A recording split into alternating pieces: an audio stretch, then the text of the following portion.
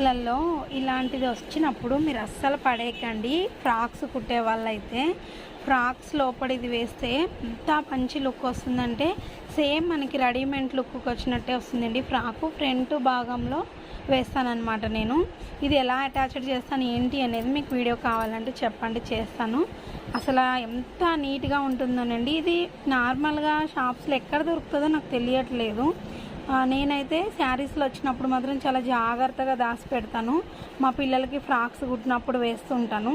అలాగే చిన్నపిల్లలు ఫ్రాక్స్ కుట్టిపించుకుంటారు కదా డిజైనర్గా, అలాంటప్పుడు బర్త్డే ఫ్రాక్స్లో అయితే కంపల్సరీ నా దగ్గర ఇది ఉంది అంటే వేస్తానండి. శారీస్లలో వస్తుంది కదా, ఇప్పుడు ఇది నాకు పెళ్లి శారీలో వచ్చింది.